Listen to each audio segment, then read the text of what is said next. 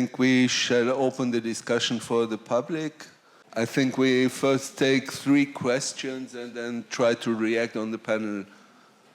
It's a little bit emotional to me, I have to say. Jonathan, you served in the Air Force. I was living in Gaza.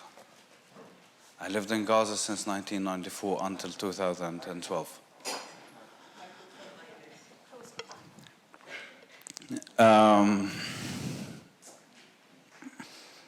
You mentioned Salah Shahadi and the assassination of Salah Shahadi. I would never forget that day. That was the first time ever in my life to witness something that close. And I never understood what is a bombing from airplane. But I remember that day.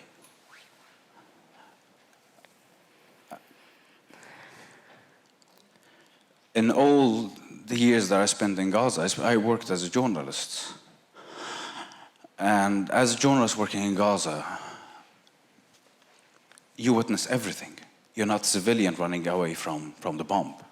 You run towards the bomb. I was shot in 2006. And I spent 20 days in coma. And I came back to life. This violence has to end. It has to end. And it's our choice. It should not end by taking rights from people and give it to other ones. It's security for both. I don't want to live. I don't want my kids to live the life that I lived in Gaza. I don't want them to live this. It's my choice to be who I am. It's my choice to move on. I survived the 3 ugly wars of Gaza. 2008, 2009, I was there. I lost 3 friends, 3 journalists. I'm not going to mention how many people I lost when they were at their houses doing nothing, just being in their houses. And I would never forget what Dan Halotz said the second day after the raid of killing Salah Shahadi. When they asked him, what did you feel about bombing the house? However, knowing that his wife is inside. You remember what he said? I just felt a little vibration on the left wing. This is how we grow up to. I'm coming from a family that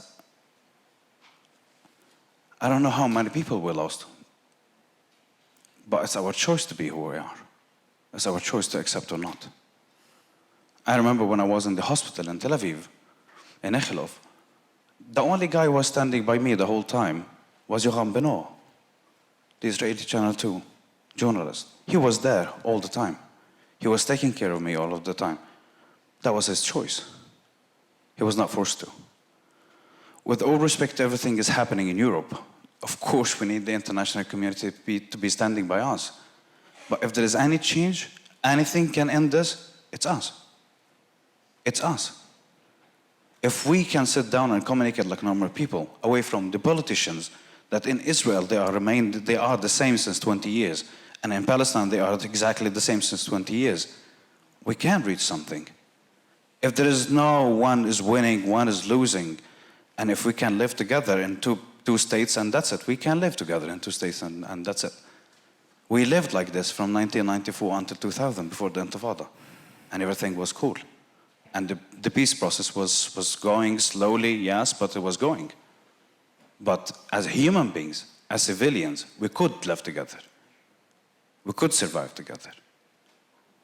I think if there is anything can be done, is more Palestinians, more Israelis, youth, they have to sit down and they have the opportunity to talk to each other. One more important thing, and I think this is the responsibility of the Israelis.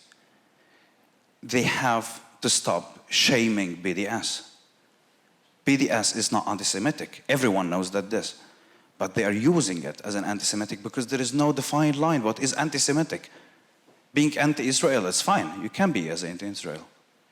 But anti-Semitic is something that I refuse. I refuse to see anyone who's violating the rights of someone or hating someone just because he's Muslim or Jew or Christian. But at the same time, if you play with the words, it became a crime being part of BDS. I think there is a huge responsibility on you telling the world that it's not anti-Semitic. Thank you.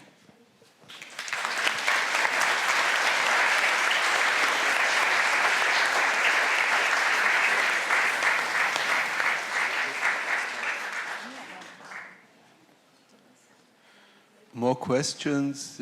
Yes.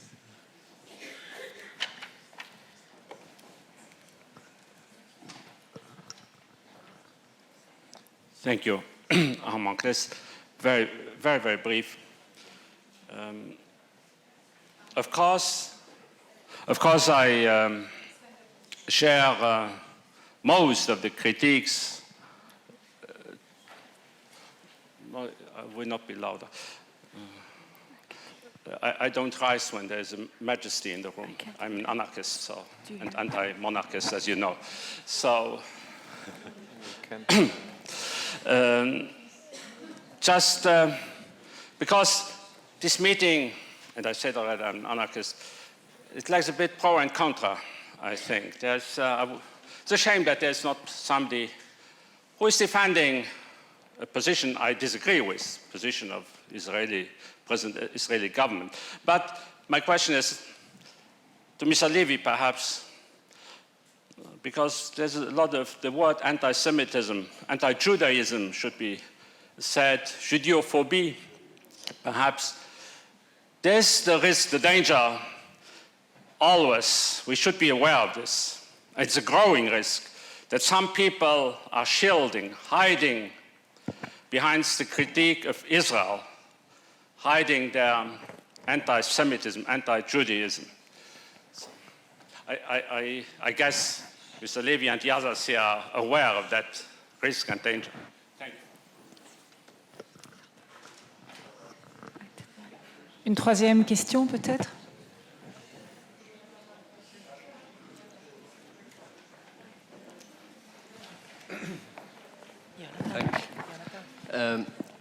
Hello, my name is Manfredi Latini, and I'm a law student from Rome. And so I imagine it's quite different from East Jerusalem. And thank God I don't feel I don't feel the same fears that you probably do as many other Palestinians in Jerusalem. And I had actually a question for Tamar, and I wanted to ask her, what is, apart from the general shame you have felt, and then you have been accused to be a traitor from your government, and also socially. You said that you received not pleasant comments on Facebook. But I wanted to ask you what our generation, the famous millennials, which are fighting in all the world for ecological problems, same-sexual marriages, equal rights for women and men, are actually having in Israel. So if actually Israeli people, Israeli students actually, are much closer to the possible situation and maybe understood your decision, and yes, that's pretty much it. Because before Mr. Shapira said that he didn't have the same, he wasn't, let's say, he was brainwashed in a certain sense and didn't have the same courage. So I wanted to know what is the general youth mentality and what you think about it. Thank you. Maybe I summarize. We had that testimonial who went in to say that we should see beyond the politicians and just get the people together. Then we had a question about anti-Semitism, misusing the activism against Israel. And then we have this more clear question about your situation. Maybe you can answer first. Okay. Thank you. It's a very interesting question because there is no right or wrong question to answer you that. It's my experience from my living as a youth in Israel. I start and say that I got not only bad reactions. It's really important to say that a lot of people were really supportive, and my friends were really into what I did. Everybody went to the army, but they were really supportive. There are youth activists in Israel, but I want to tell a little story about when I was in jail. The girls in jail, they are not criminals. Most of the girls are there because they ran away from the army after the draft, not because they're refusers and they don't want to be part of the occupation, because they need to go work and bring food to their houses. And it was very interesting meeting in jail to meet girls that it was crazy. They even didn't know about the term occupation. They never heard, because they didn't know that what's going on, it's occupation, and they know that Arabs are bad, and Palestinians, it was not a word that they used. And it was really interesting to have a talk with the girls in my age that experience the world probably differently. And so they are not activists. They don't know what's going on in their own country, so we can't talk about what's going on in the world. So in my experience, that there is, and that's why I did civil service, and that's why I'm continuing working in such places, because it's important to wake up. And teenagers in Israel are not active, not students, and there are not a lot of youth that part of the international and national activism. Mesarvot, it's very unique organization because it's built on youth. But I think in standing together, there are not a lot of youth. Nasrin will talk about an organization. There are, but it's not the majority. It's like, yes, that's the majority? Yeah. It's not the majority. I'm sorry, I was not sure if that's the right term. So that's from my experience of the youth in Israel.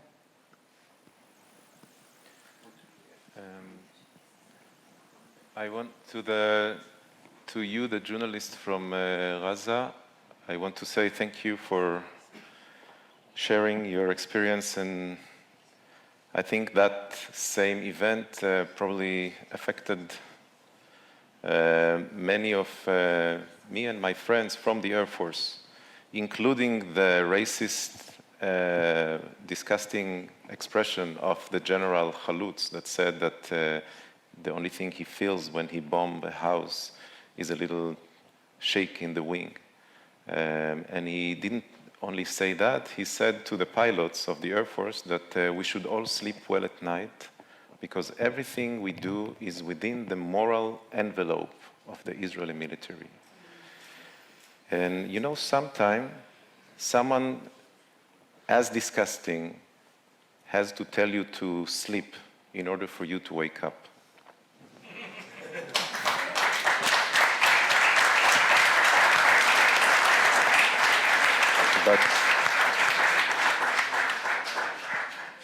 But nevertheless, and I share your feeling about the need of people coming together, and I basically dedicated my life since that time to bring people together in different events, and also as a facilitator of a dialogue in the same place that I experienced my own transition. But, and it's a very important but, we are in 2019. The occupation that, by the way, started in 1948, like people in Palestine had just 11 months without occupation. Since 48, it was military control of all the Palestinians within the Israeli borders until sometime a few months before the war in 67, when the big occupation, what people call now occupation, started. So when we are talking about 70-something years of ongoing murder, of killing, and it's not just the killing of people and the killing of babies and the killing of so many innocent people, it's the killing of the ability of the Palestinian society to function as a society. Palestine is dissected to so many different groups. You are in East Jerusalem. It's one group that is considered to be one of the highest privileged group. You know, you have the citizens in the rest of Israel within the 6-7 borders that have the rights to be elected to the parliament. They have passports and everything. You have then the East Jerusalemites, like you, that are second to the second-class Palestinian citizen. Then you have the Palestinians in the West Bank. Then you have the Palestinians in the Gaza ghetto, 2 million people without any rights, even no rights to go to fix the eye that the soldiers shot, just like Gideon was telling before. And you have the Palestinians in the diaspora, people that are, as we are here speaking about all this struggle, are still dreaming to return to their home. And you know, Jews, and I was raised up on this dream, that for 2,000 years, Leshana Haba'a B'Yerushalayim. You know what it means? Next year in Jerusalem. For 2,000 years, in every Kabbalat Shabbat, Shabbat dinner, and every Jewish holiday, people are praying next year in Jerusalem. And now we deny this right from people that were there for 72 years ago.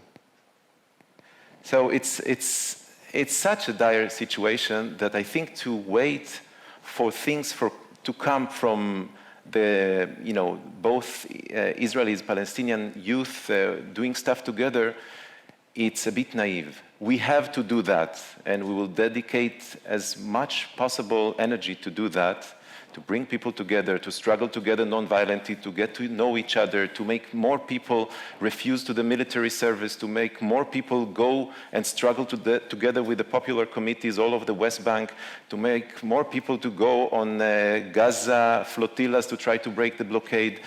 All this is great, but without the participation of the Western world, with the ongoing support, let's put it like that. Keeping silent outside of Israel and Palestine about what happens is to be part of the occupation. Almost every country in Europe contributes to the occupation by sending weapons to Israel. Even the place I'm now living in Norway. Norway has this beautiful image of a peace-loving country, one of the first, if not the highest donor country to the Palestinian Authority. The Oslo Accord and all this stuff that we can talk a lot about it. But Norway is the #1 per capita weapon producer in the world when you divide the money of weapon production and sell to their citizens. And Norway, although they have a law that forbids selling weapons to Israel and other conflict zones, they have subsidiary companies in the United States. And the weapon they produce there, not far from the Peace Center where they give the Peace Prize every year, you just go 40 minutes from there and you have weapon that is being produced there, sent to subsidiary company in the United States, and the next thing you will see is that specific weapon shooting and killing Palestinian children in Gaza. So until we put the finger on this participation and complicity of people around the world with the occupation, I don't think it will stop. I don't think it will stop.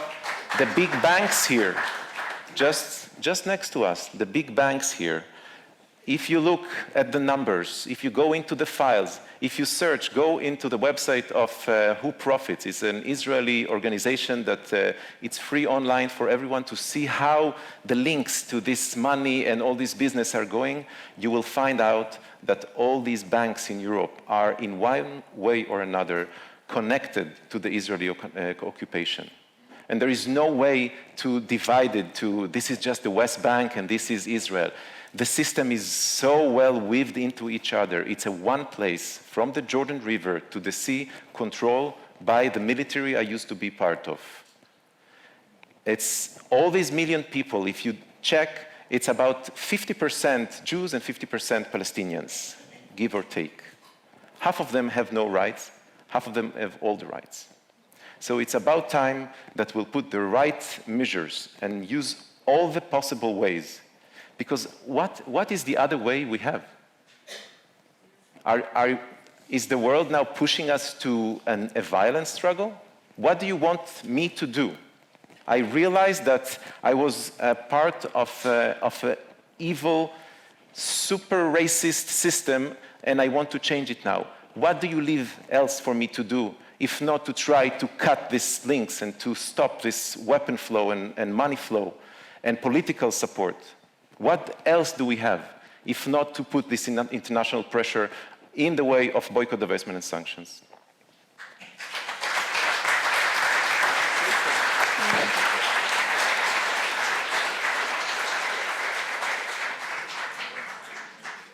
Okay, so we go on with questions. Maybe Not I too think there many. was a question was more directed at Gideon. I don't know, Gideon, if you want to react to the question about this anti-Semitism that is hiding behind the support of Palestinians. First of all, I would like just, if I got the right to speak, to refer to the assassination of Shehada. I was there 24 or 36 hours after the bombing. I remember that the Israeli Air Force and the Israeli Army spokesperson said that those were empty buildings. Chushot. This was the official announcement. There were empty buildings. And I got there, and the scenes that I have seen there, I mean, our friend from Gaza witnessed it in much more painful way, but the scenes that I saw there, among the ruins, the hole that you are describing, the children crying there, the mothers, this was also for me a moment that I will never forget. And still, you, Jonathan, and me, we went back to Tel Aviv, to our lives, and he remained in Gaza, waiting for the next attack. But you reminded me this moment, which really, because it was all the lies of the army, and I was then the only Israeli journalist who got there, and I had really to try to convince my newspaper to make it a big story, to show the lies, because they continue to claim it was empty buildings and nobody lives there. And I told them that in Gaza there is this unusual phenomena that people are living in houses. You know, unusual. You see houses and people are living in it. The Air Force didn't know it. The best intelligence in the world didn't know it. They thought those houses are empty. Because in Gaza, you know, there is so much space and families are so small, so they give up houses and you leave whole neighborhoods which are empty. And this was for me emotional, maybe one of the strongest moments I will always remember. As for anti-Semitism, I don't want to get into it too much now, but yes, there are anti-Semites and there is anti-Semitism in the world and we should fight it. Yes, even in BDS, here and there might be some anti-Semites. And there are those who are using criticism about Israel to their anti-Semitic ambitions, emotions, feelings, beliefs. And they should be condemned. But the question is not about individuals. The question is if the movement as a movement is anti-Semitic, and my answer is no with capital N. The question is if the people there have anti-Semitic motivations, and the answer is no. And above all, let's be frank here. Israel supplies anti-Semitism so much fuel. And we should remember this. Israel supplies anti-Semitism so many excuses. And by the end of the day, the Jewish establishments all over the world, which identify itself with Israel automatically and blindly, mainly in the United States, but also in Europe, The establishment, not the communities. But the establishment support Israel and support anything Israel does. And once you identify yourself so much with the occupation, with the brutality, and with the policy, when you identify yourself so much with it, you are going to pay a price. And I can tell you, Jewish communities today suffer because of the policy of Israel. Let's remember this.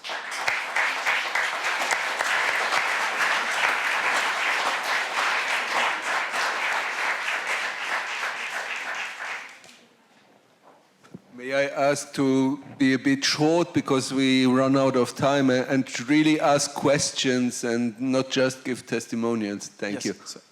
So I'm just a European citizen who happened to visit Israel as a tourist in 2017.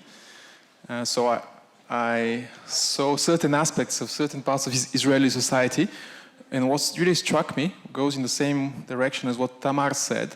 She said that she realized how little information young people had, and I had read historical literature about the origins of the population in Israel, most people being from European origins, and then there I realized that people know practically nothing about Europe, and they have very, very little access to information, also due to the fact that everything is in Hebrew, and no other languages, a bit of English. Sometimes you have the Jerusalem Post, but in bookshops you have only books in Hebrew, some English, and that's it. Although people speak French, speak Russian, so you have also Russian press, some Russian-speaking media.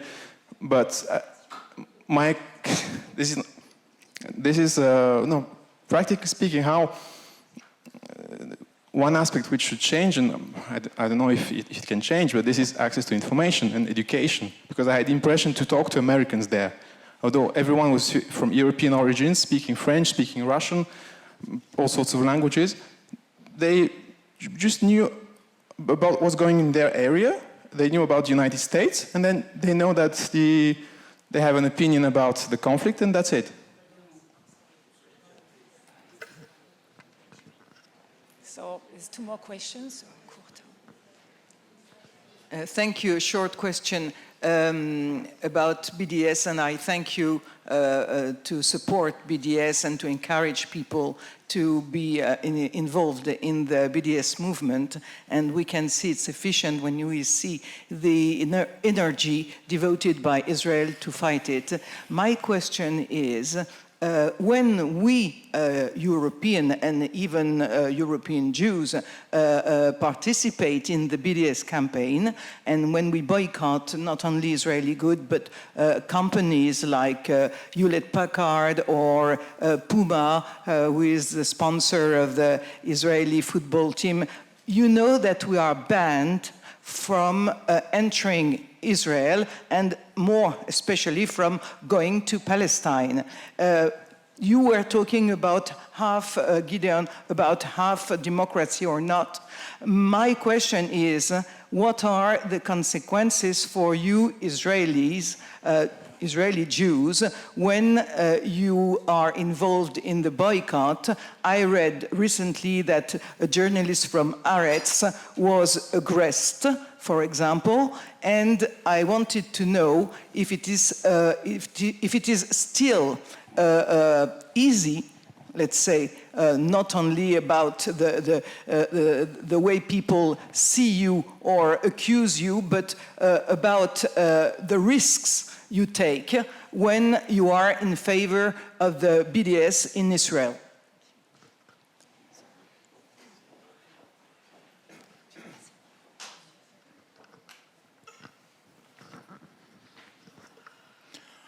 I think we are all very glad to receive here Israelis who are engaged, as you said, and we have had many engaged Israelis who came to Luxembourg in the last years. But my question is, how many are you? Where are you when there are elections, for example? What happened in the last election? And that's, because Mr. Levy said, well, something will maybe happen. Nobody could foresee the fall of the wall, and nobody could foresee the fall of the apartheid.